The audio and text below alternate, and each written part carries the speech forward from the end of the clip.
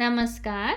आइए सुनते हैं भगवती चरण वर्मा जी की लिखी एक रोचक कहानी, प्रायश्चित।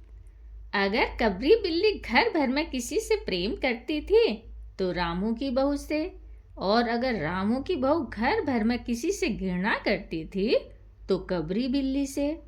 रामू की बहू 2 महीने हुए मायके से प्रथम बार ससुराल आई थी।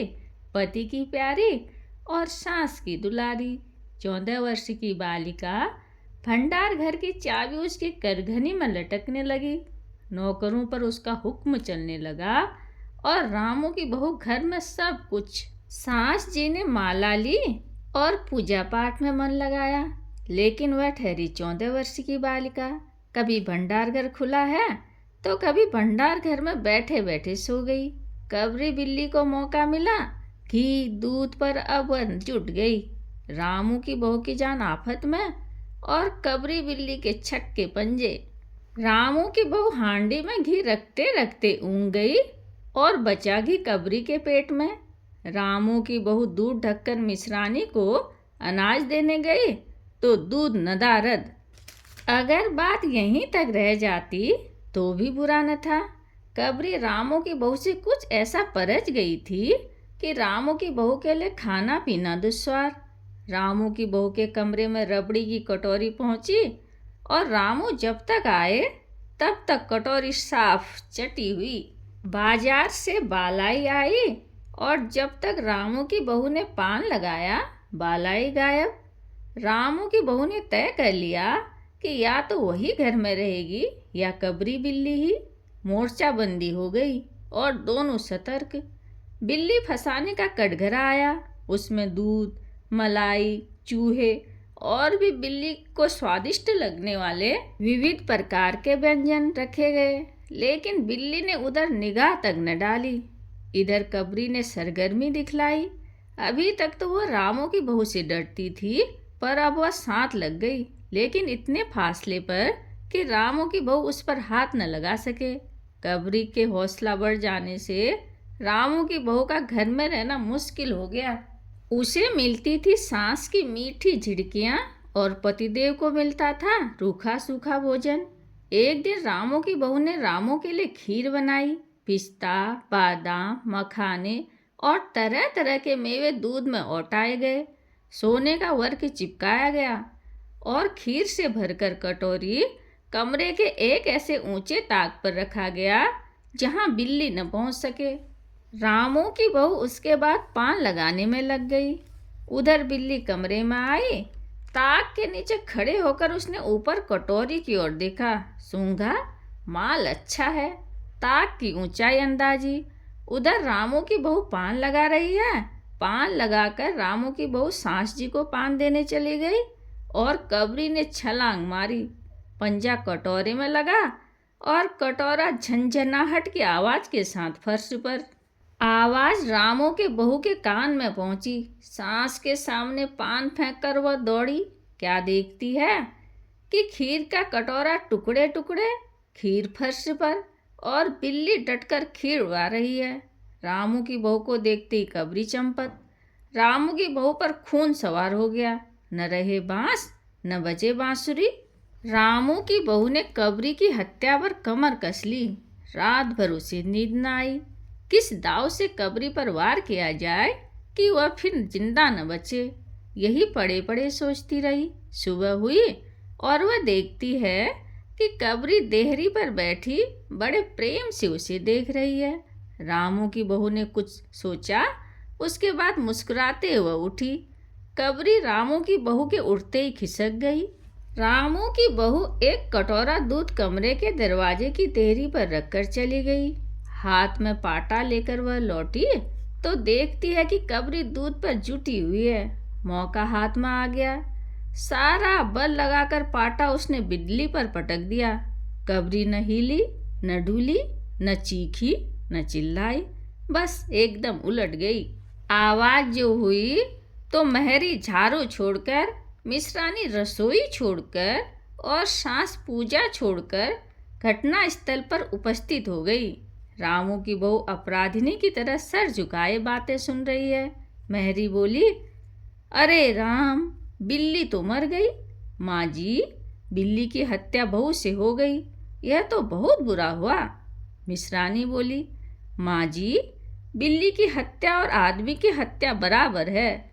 हम तो रसोई न बनाएंगी जब तक बहू के सिर हत्या रहेगी। सास जी बोली, हाँ ठीक तो कहती हो। अब जब तक बहू के सर से हत्या न उतर जाए तब तक न कोई पानी पी सकता है न खाना खा सकता है। बहू, यह क्या कर डाला? मेहरी ने कहा, फिर क्या हो, कहो तो पंडित जी को बुला लाएं। सास की जान में जान आई।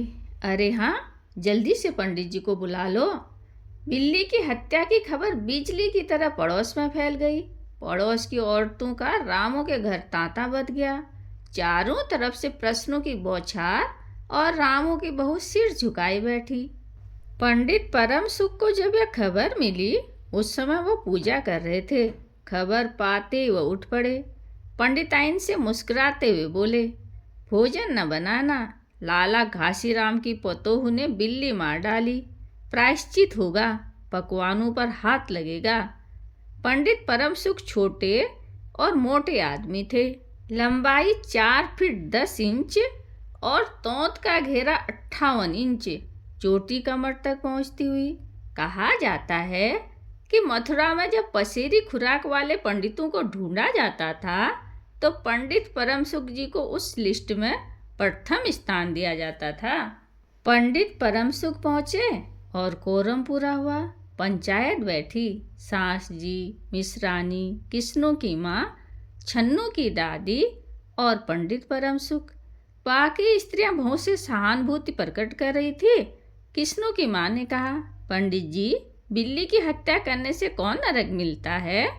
पंडित परम सुख ने पत्रा देखते हुए कहा, बिल्ली की हत्या अकेले से तो नरक का नाम नहीं बतलाया जा सकता, वह मुहूर्त भी मालूम हो। जब बिल्ली की हत्या हुई तब नरक का पता लग सकता है। यही कोई 7 बजे सुबह। मिश्रानी जी ने कहा। पंडित परम सुख ने पत्रे के पन्ने उल्टे, अक्षरों पर उंगलियां चलाई, माथे पर हाथ लगाया और कुछ सोचा। चेहरे पर धुतलापन आया, माथे पर बल पड़े, नाक कुछ सिकुड़ी और स्वर गंभीर हो गया। हरे कृष्ण, हे कृष्ण, बड़ा बुरा हुआ।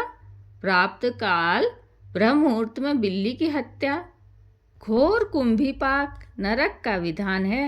रामू की माँ, यह तो बड़ा बुरा हुआ। रामू की माँ की आंखों में आंसू आ गए। तो फिर पंडित जी, अब क्या होगा, आप ही बतलाएं।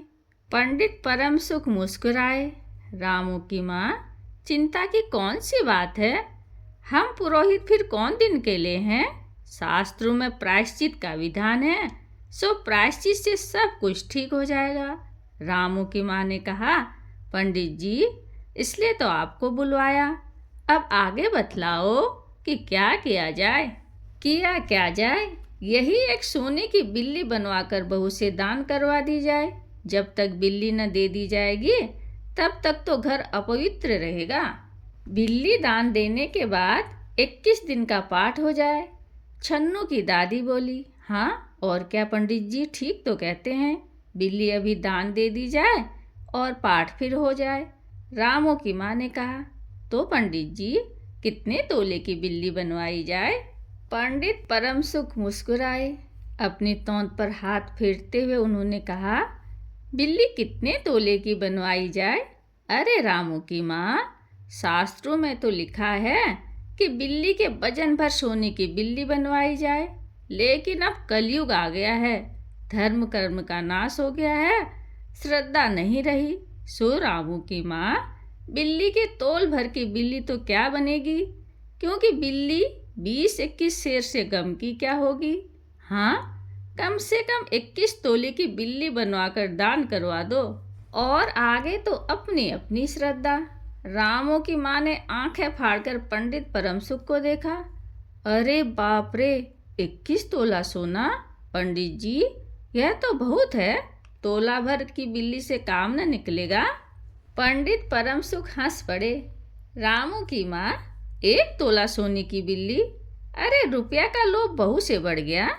बहू के सिर पाप पड़ा है, इसमें इतना लोभ ठीक नहीं। मोल तोल शुरू हुआ और मामला 11 तोले की बिल्ली पर ठीक हो गया। इसके बाद पूजा पाठ की बात आई। पंडित परम सुख ने कहा, इसमें क्या मुश्किल है, हम लोग किस दिन के लिए हैं। रामू की माँ, मैं पाठ कर दिया करूँगा, पूजा की सामग्री आप हमारे घर भिजवा देना। पूजा का सामान कितना लगेगा? अरे कम से कम में हम पूजा कर देंगे। दान के लिए करीब 10 मन गेहूँ, 1 मन चावल, 1 मन दाल, मन भर तिल, 5 मन जौ और 5 मन चना, 4 पसेरी घी और मन भर नमक भी लगेगा। बस इतने से काम चल जाएगा। अरे बाप रे, इतना सामान! पंडित जी, इसमें तो 100-150 रुपया खर्च हो जाएगा।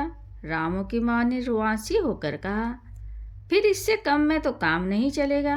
बिल्ली की हत्या कितना बड़ा पाप है। रामू की माँ, खर्च को देखते वक्त पहले बहू के पाप को तो देख लो। यह तो प्रायश्चित है, कोई हंसी खेल थोड़ी है। और जैसी जिसकी मर्यादा, प्रायश्चित में उसे वैसा खर्च भी करना पड़ता है। आप लोग कोई ऐसे वैसे थोड़ी हैं। अरे 100-150 रुपया आप लोगों के हाथ का मैल है। पंडित परम सुख की बातों से पंच प्रभावित हुए। किस्नू की माँ ने कहा, पंडित जी ठीक तो कहते हैं, बिल्ली की हत्या कोई ऐसा वैसा पाप तो है नहीं, बड़े पाप के लिए बड़ा खर्च भी करना चाहिए। छन्नू की दादी ने कहा, और नहीं तो क्या, दान पुण्य से ही पाप कटते हैं, दान पुण्य में किफायत ठीक नहीं।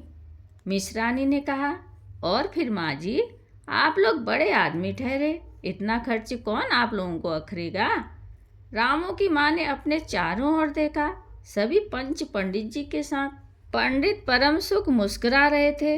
उन्होंने कहा, रामू की माँ, एक तरफ तो बहू के लिए कुंभी पाक नरक है और दूसरी तरफ तुम्हारे जिम्मे थोड़ा सा खर्चा है, सो उससे मुंह न मोड़ो। एक ठंडी सांस लेते हुए रामू की माँ ने कहा, अब तो जो नाच नचाओगे नाचना ही पड़ेगा। पंडित रामसुख जरा बिगड़ कर बोले, रामू की माँ, यह तो खुशी की बात है, अगर तुम्हें यह अखरता है तो न करो, मैं चला। इतना कहकर पंडित जी ने पोथी पत्रा बटोरा। अरे पंडित जी, रामू की माँ को कुछ नहीं अखरता, बेचारी को कितना दुख है, बिगड़ो न। मिश्रानी, छन्नू की दादी और किस्नू की माँ ने एक स्वर में कहा। रामू की माँ ने पंडित जी के पैर पकड़े और पंडित जी ने अब जमकर आसन जमाया। और क्या हो, 21 दिन के पाठ के 21 रुपये और 21 दिन तक दोनों बखत 5-5 ब्राह्मणों को भोजन कराना पड़ेगा। कुछ रुककर पंडित परम सुख ने कहा, सो इसकी चिंता न करो, मैं अकेला दोनों समय भोजन कर लूँगा और मेरे अकेले भोजन करने से 5 ब्राह्मणों के भोजन का फल मिल जाएगा। यह तो पंडित जी ठीक कहते हैं। पंडित जी की तोंत को देखो। मिश्रानी ने मुस्कुराते हुए पंडित जी पर व्यंग किया। अच्छा, तो फिर प्रायश्चित का प्रबंध करवाओ। रामू की माँ, 11 तोला सोना निकालो, मैं उसकी बिल्ली बनवा लाऊं। 2 घंटे में मैं बनवा कर लौटूंगा, तब तक सब पूजा का प्रबंध कर रखो।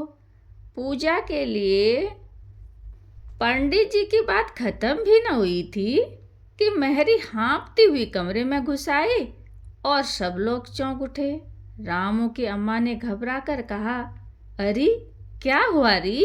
मेहरी ने लड़खड़ाते स्वर में कहा, माँ जी, बिल्ली तो उठकर भाग गई। धन्यवाद।